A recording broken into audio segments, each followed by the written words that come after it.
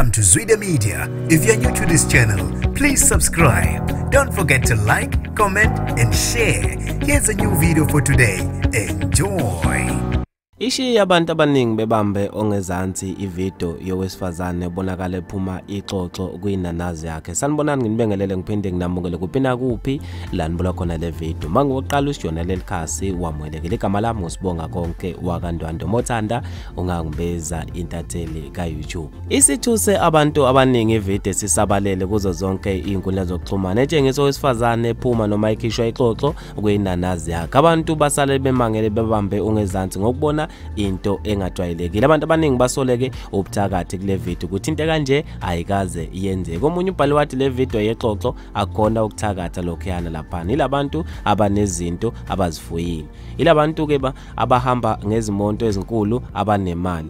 Labantu ke bakucela kahle bethi sacela ulale nabo noma ulale nesilwane sabo. Bona ke bazokunika imali elinganiselwa ku-5,000 kuyaphezulu. Bathakhetha kakhulu izingane ezisencane bafike bezithathe emajwaleni. Kube ngathi ke bazokwenza ucansi nazo ngenkathi ke wena usalinda ukuthi ke usafaka ikhondom usuke phethe lento yakhe ingena kuwena ngaphakathi izongcozula izinto nesibindi.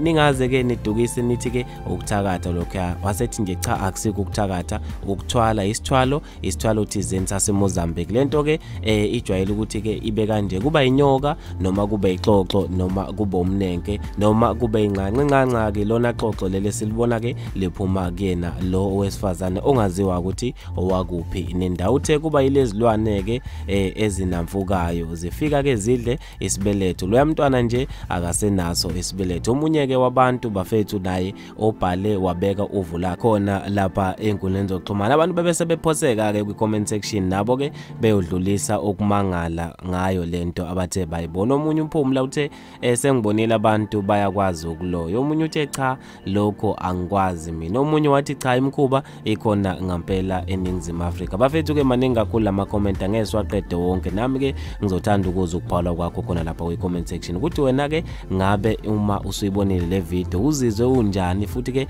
ikuphi othe wakucabanga. Abanye ke bathi ivideo le endala kodwa ke simangaza ukuthi izotrenda khona manje. Bafethu ke njengentatheli ka YouTube sengiyaphela khona la ngithi ngibambeke evidweni elandelayo.